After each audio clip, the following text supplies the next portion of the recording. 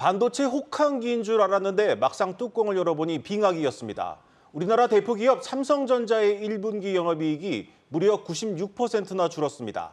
20분의 1 토막이 난 겁니다. 반도체 부문 적자가 4조 원에 달할 것이란 분석이 나오는 가운데 인위적 감산은 없다고 버티던 삼성도 결국 공식적인 감산을 선언했습니다. 먼저 이서우 기자입니다.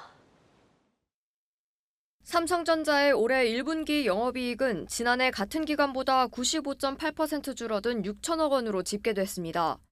삼성전자 영업이익이 1조 원을 밑돈 건 2009년 1분기 이후 14년 만입니다. 올 초만 해도 증권사들은 삼성전자 영업이익 전망치를 1조 원 초반으로 제시했습니다. 그러나 반도체 업황 부진이 심화되면서 끝내 1조 원을 지키지 못했습니다. 지난해 4분기 낸드 플래시 적자에 이어 1분기 D램도 적자 전환하면서 반도체 적자 규모만 4조 원대에 이를 것으로 추정됩니다. 반도체 적자 확대로 삼성전자는 결국 생산량을 줄이기로 결정했습니다. 삼성전자는 잠정 실적 발표에서 이례적으로 설명 자료를 내며 공급이 확보된 제품 중심으로 의미 있는 수준까지 메모리 생산량을 하향 조정하고 있다고 밝혔습니다. 메모리 반도체 생산량을 줄이겠다는 의미로 감산을 공식적으로 선언한 겁니다. 지난해 갑작스러운 반도체 경기 침체에도 삼성전자는 인위적인 감산은 없다며 버텨왔습니다. 그러나 반도체 적자 심화로 올해 2분기엔 전체 영업 손실까지 예상되면서 메모리 반도체 감산 행렬에 동참한 겁니다. 구체적인 규모와 시기 등을 밝히진 않았지만 업계에서는 재고 수준이 높은 범용 제품 중심으로 감산이 진행될 것으로 보고 있습니다. 다만 삼성전자는 필수 클린룸 확보를 위한 인프라 투자는 계속한다며 기술 리더십 강화를 위한 연구개발 투자 비중도 확대할 예정이라고 밝혔습니다.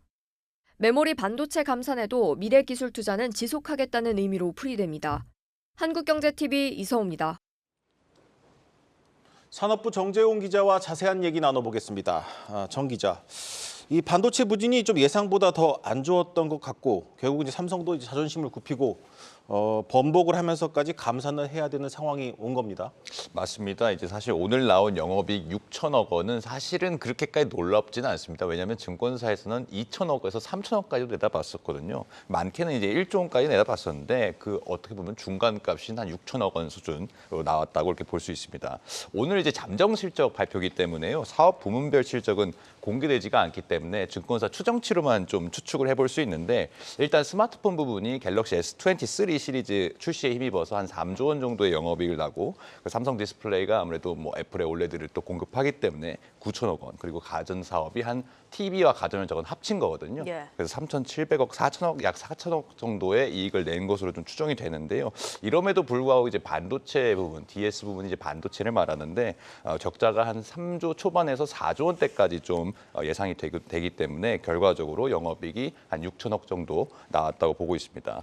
SK 하이닉스는 이미 지난해 4분기에 이제 감산을 공식적으로 선언을 하고 돌입을 했지만 삼성전자는 이제 감산을 선언하지는 않았습니다. 인위적인 감산은 없다면서 사실상 이 생산 재배치, 그러니까 생산 라인을 좀 재배치하면서 생산량 자체를 좀 조절을 하면서 좀 버텨왔거든요. 하지만 이제 D램과 낸드 플래시 전 세계 점유율 1위 삼성전자가 적극적인 감산에 참여하지 않으면서 메모리 반도체 가격 하락세가 지속이 됐습니다. 가격이 하락하면은 이제 기업들이 쌓아놓은 메모리 반도체 재고 평가 손실이 확대되기 때문에 실적에 좀 악영향을 미칩니다. SK 하이닉스에 이어서 삼성전자도 올해부터는 전체 반도체 부문이 적자로 돌아서면서 감산 카드를 꺼낼 수밖에 없었다는 그런 평가가 나옵니다. 예, 지금 뭐 경쟁 업체나 시장에서는 긍정적인 평가를 내놓고 있습니다. 선도 업체인 삼성전자가 또 감산에 나서는 만큼 시장 가격이 조금 더 빨리 반등할 수 있지 않겠습니까? 그렇습니다. 오늘 삼성전자의 감산 결정에 어떻게 보면 가장 웃음을 지은 거는 SK 하이닉스라고 그렇죠. 볼 수 있겠는데요. 지난해 이제 경기 침체 여파로 메모리 반도체 업황이 좀 급격하게 하락을 했었습니다. 호황기 때 이제 메모리 반도체를 소비하는 기업들, 예를 들면 뭐 데이터 센터 업체들이라든지 이미 구매해 놓은 메모리 반도체 재고가 좀 많습니다. 이들이 구매해 놓은 이제 재고를 다 소진을 해야 소비가 늘어나고 그래야 이제 메모리 반도체 가격도 다시 상승을 하게 되잖아요. 예. 그런데 이들이 이제 재고를 소진할 시기에도 공급량이 너무 많아지면은 가격이 빨리 오르지 않기 때문에 반등 시점도 뒤로 밀릴 수가 있습니다. 시장에서는 고객사들의 어떻게 보면 재고 소진 시점을 올해 7월, 그러니까 하반기가 시작하는 7월 10월 정도로 보고 있습니다. 현재 삼성전자가 이제 8인치 웨이퍼 환산 기준으로 월 320만 장 정도의 메모리 반도체 생산 능력을 갖추고 있다고 좀 평가를 받는데 예. 여기서 이제 연간으로 지난해 기준으로 연간 만들어낸 반도체 수만 1조 9천억 개 달합니다. 지금처럼 만들면 고객사들이 재고 소진을 하기도 전에 공급량이 너무 넘치다고 판단되기 때문에 본격적인 감산을 좀 결정을 한 겁니다. 반도체 업계에 좀 이제 오늘 많이 문의를 해봤는데요. 보통 이 감산을 한다고 하면은 메모리 반도체 업체가 한 20%에서 기존 생산 능력의 20%에서 25% 정도는 이제 낮춘다. 그러니까 그만큼 생산 능력을 줄인다라고 이렇게 봅니다. 시장에서는 삼성전자가 이미 지난해부터 생산 라인 재배치 등을 통해서 20% 정도 자연적 감산을 하고 있다라고 좀 보고 있거든요. 예. 그러니까 이 20% 자연적 감산에 더해서 다시 20% 수준의 인위적인 감산이 더해지면 삼성전자의 지금 가지고 있는 반도체 재고 소진 속도가 조금 더 빨라진다 이런 분석이 좀 나옵니다. 이 최근 들어서 이제 반도체 바닥론이 나오고 있는데 그래도 이제 반도체 재고 정점은 2분기라는 좀 분석이 지배적이지 않습니까? 근데 이번 감산이 2분기 실적에 바로 영향을 줄 수 있을까요? 일단은 2분기 삼성전자 증권사에서 좀 추측을 하기로는 2분기 적자폭이 1분기보다는 조금 더 낮아지니까 줄을 수 있다라고 좀 긍정적으로는 보고 있습니다. 다만 지금 업황 개선 신호가 나오지는 않았기 때문에 메모리 반도체 수요가 다시 살아나는 데까지는 시간이 더 걸릴 것으로 보입니다. 시장 조사기관 트렌드포스에 따르면요. 디램 평균 판매 단가 ASP가 1분기에는 20% 정도 빠졌는데 2분기에는 한 10에서 15% 정도 떨어질 것으로 보고 있습니다. 이번 1분기에 이제 삼성전자가 어떻게 보면 전사적인 영업 손실을 피할 수 있었던 이유는 지난 2월에 출시한 갤럭시 S23 시리즈가 있었기 때문입니다. 스마트폰 시장 특성상 이제 출시 시점에 대규모로 많이 판매가 되기 때문에 네. 2분기에는 그나마 이 스마트폰 효과조차도 좀 사라지게 됩니다. 그렇다고 이제 2분기가 이제 디스플레이나 가전 부문 실적이 크게 개선되는 시점도 아니거든요. 디스플레이는 하반기에 아이폰이 판매가 돼야 좀 오르는 그런 특성이 있기 때문에 그렇기 때문에 2분기는 어떻게 보면 이제 반도체 본연의 실적으로 평가를 더 받아야 되는 그런 시점이라는 얘기가 됩니다. 삼성전자는 이제 이달 말에 본 실적을 좀 발표를 하면서 사업 부문별 구체적인 이제 실적을 공개를 하게 될 텐데요.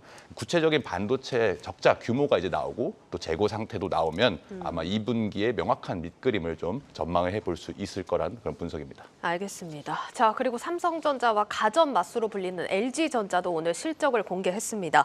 지난번 정 기자 나왔을 때도 저희가 얘기를 나눠봤지만 정말로 삼성전자 영업이익을 추월하는 사태가 벌어졌네요. 그렇습니다. LG전자가 사실은 오늘 실적으로만 보면 잠깐 말씀을 드리면 이제 매출이 한 약 20조 5천억 원, 그 영업이익이 한 1조 5천억 원 가량을 기록을 했습니다. 네. 매출과 영업이익이 사실은 지난해 같은 기간보다 각각 2.6% 그리고 22.9% 감소했습니다.